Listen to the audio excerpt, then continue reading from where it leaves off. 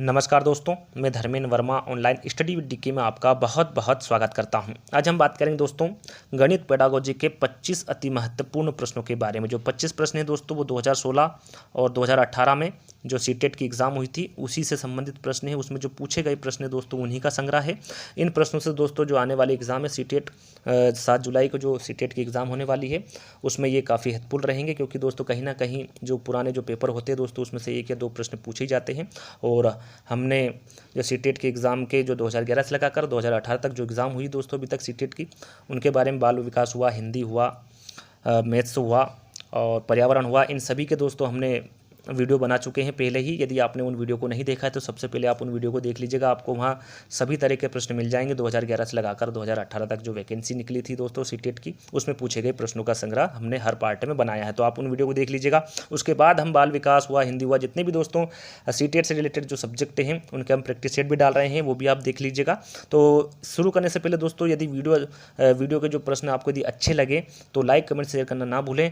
और अभी तक मेरे चैनल को आपने सब्सक्राइब नहीं किया है तो सबसे पहले तो आप सब्सक्राइब कर लीजिएगा और साथ में बेल आइकन को दबाइएगा, जिससे कि आपको लेटेस्ट वीडियो मिलती रहे। तो चलिए शुरू करते हैं दोस्तों। आज का पहला प्रश्न है, और शुरू करने से पहले दोस्तों आप प्रश्न संख्या नहीं देखिएगा, क्योंकि यहाँ पर अदला बदली होती रहेगी, तो आप सिर्फ प्रश्न को देखिएगा और उत्तर को देखिएगा। तो चलिए शुरू करते हैं दोस्तों। आज का पहला प्रश्न है, प्राथमिक कक्षाओं में बच्चे गणित में क्या सीखते हैं, इसके आकलन का ध्यान किस पर नहीं होना चाहिए। किस पर नहीं होना चाहिए दोस्तों, यहाँ पर प्रश्न पूछा गया है कि प्राथमिक कक्षाओं में बच्चे गणित में क्या सीखते हैं, इसके आकलन का ध्यान किस पर नहीं होना चाहिए। 4 विकल्प है आपके सामने, इसमें से आपको सही विकल्प का चयन करना है।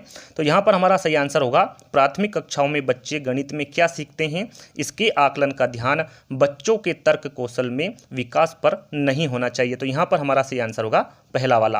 अगले प्रश्न की ओर बढ़ेंगे। अगला प्रश्न है, रोमन अंकों का उपयोग आमतौर पर हिंदू अरबी अंकों जैसी संख्याओं के लेखन में क्यों नहीं किया जाता। दोस्तों क्यों नहीं किया जाता रोमन अंकों का उपयोग आमतौर पर हिंदू अरबी अंकों जैसी संख्याओं के लेखन में। आपके सामने 4 विकल्प हैं, इसमें से आपको बताना है।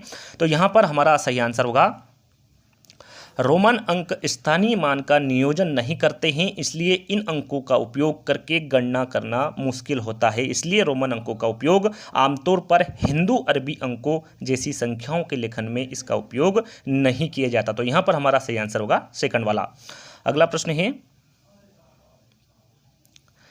एक शिक्षक अपनी कक्षा में बच्चों को उनके परिवेश में मौजूद वस्तुओं के भौतिक गुणों को अपने शब्दों में समझाने के लिए प्रोत्साहित करता है। प्रश्न को ध्यान से समझिएगा और ध्यान से सुनिएगा।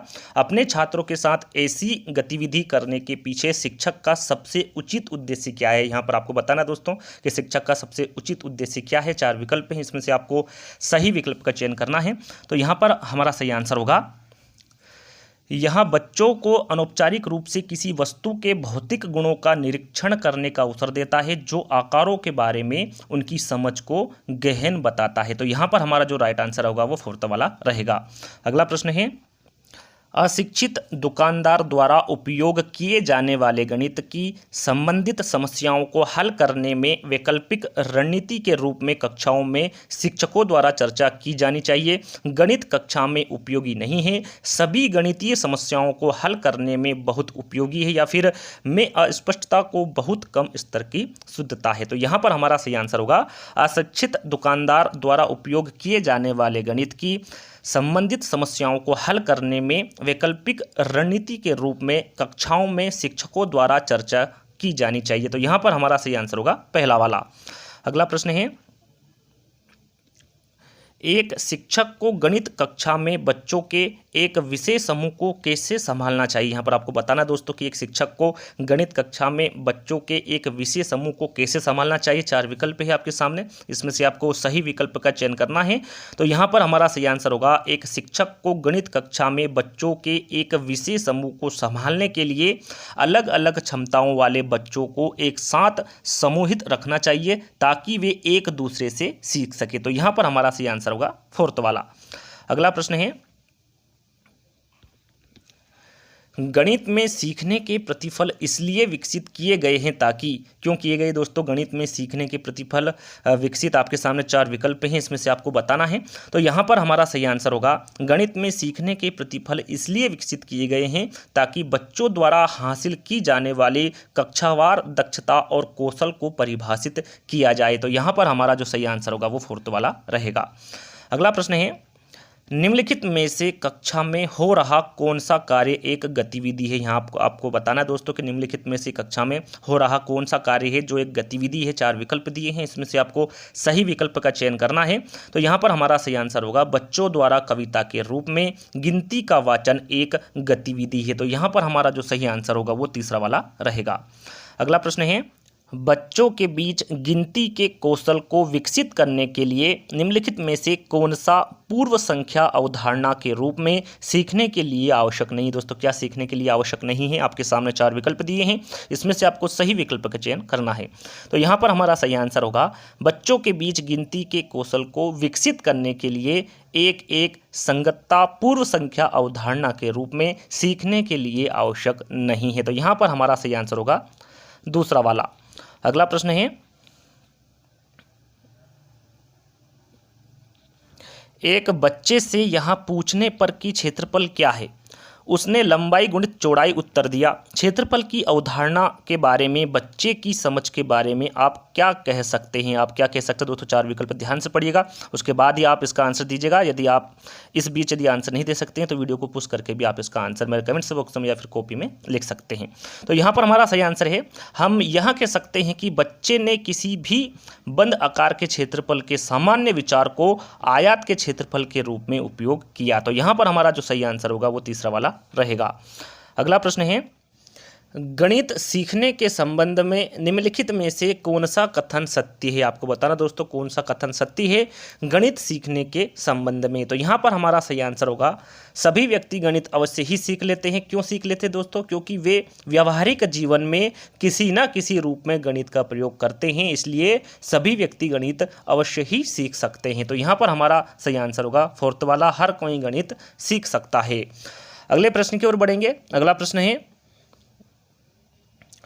पाइथागोरस प्रमेय को सिखाने के लिए एक शिक्षक ने एक शीट वितरित की है जिस पर समकोण वाले 4 त्रिभुजों को खींचा गया है और बच्चे को त्रिभुज की भुजाओं के बीच संबंध खोजने के लिए कहा जाता है। उपरोक्त परिस्थिति में शिक्षक ने प्रयोग की कौन सी विधि प्रयोग की दोस्तों, प्रयोगशाला विधि, आगमन विधि, निगमन विधि या फिर व्याख्यान विधि। तो यहाँ पर हमारा सही आंसर होगा जब किसी दी गई जानकारी की तुलना कर परिणाम तक पहुँचते हैं तो इसे आगमन विधि कहा जाता है। तो यहाँ पर हमारा सही आंसर होगा 3रा वाला। एक बार फिर सुन लीजिए, जब किसी दी गई जानकारी की तुलना कर परिणाम तक पहुँचते हैं तो इसे हम आगमन विधि कहते हैं या फिर आगमन विधि कहा जाता है। तो यहाँ पर हमारा सही आंसर होगा 3रा वाला। अगला प्रश्न है, निम्नलिखित में से कौन सा कथन संकल्पना मानचित्र के बारे में सत्य नहीं है। यहाँ पर आपको बताना दोस्तों कौन सा कथन सत्य नहीं है संकल्पना मानचित्र के बारे में। तो यहाँ पर हमारा सही आंसर है संकल्पना मानचित्र केवल शिक्षकों द्वारा बनाया जाना चाहिए। ये कथन सत्य नहीं है संकल्पना मानचित्र के बारे में। यहाँ पर दोस्तों 2018 में जो गणित पेडागोजी से संबंधित प्रश्न पूछे गए थे वो यहीं पर समाप्त होते हैं। अब बात करेंगे हम 2016 में जो गणित पेडागोजी में प्रश्न पूछे गए थे उनकी। तो यहाँ पर पहला प्रश्न पूछा गया था, कक्षा 4 के अधिकतर शिक्षार्थी सोचते हैं कि 2 संख्याओं के गुणन से प्राप्त संख्या सदैव दोनों संख्याओं से बड़ी होती है।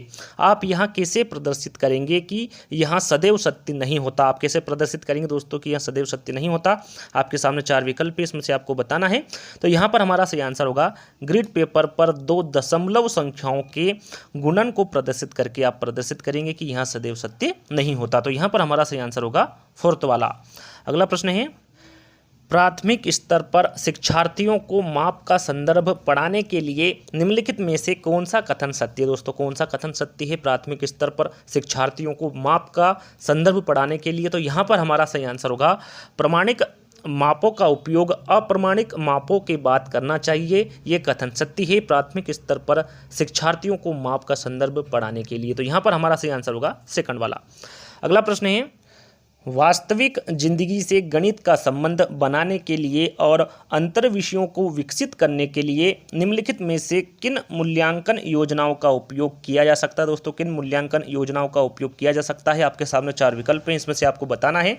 तो यहाँ पर हमारा सही आंसर होगा, अंतर विषयों को विकसित करने के लिए सबसे पहले विभिन्न क्षेत्रों का भ्रमण करके सर्वेक्षणों द्वारा जानकारी प्राप्त की जाती है तथा उसके बाद परियोजनाओं का गठन होता है। तो यहाँ पर हमारा सही आंसर होगा फोर्थ वाला, क्षेत्रीय भ्रमण, सर्वेक्षण और परियोजना। तो यहाँ पर हमारा सही विकल्प होगा फोर्थ वाला।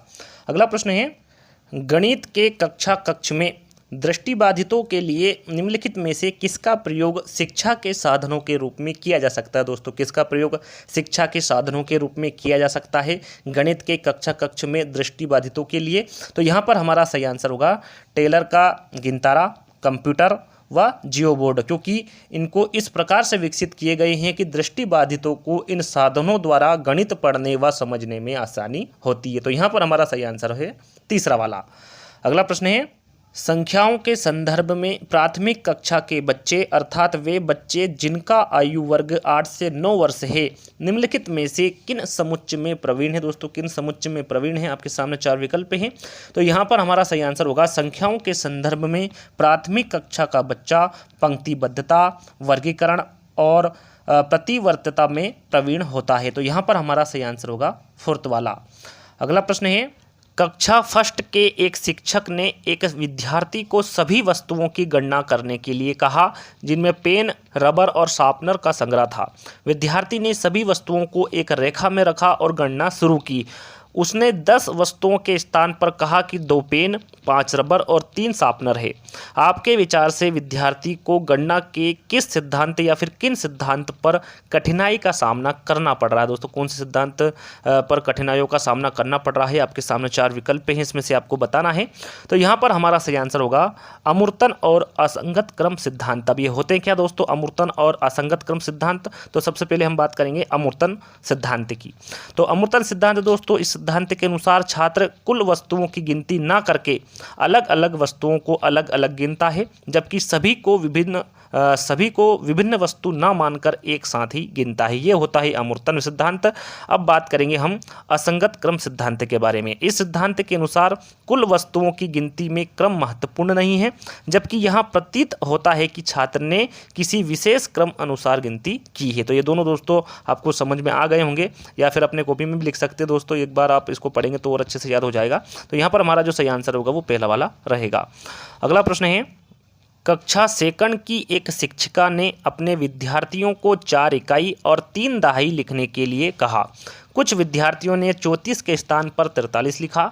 एक शिक्षिका के रूप में आप विद्यार्थियों को इस संकल्पना को कैसे समझाएंगे? कैसे समझाएंगे दोस्तों आप एक शिक्षिका के रूप में विद्यार्थियों को? तो यहाँ पर हमारा सही आंसर होगा, विद्यार्थियों को गिनतारा पर प्रदर्शित करने के लिए कहेंगी और फिर लिखने के लिए कहेंगी। इस तरह आप एक शिक्षिका के रूप में विद्यार्थियों को इस संकल्पना को समझाएंगी। तो यहाँ पर हमारा सही आंसर होगा तीसरा वाला।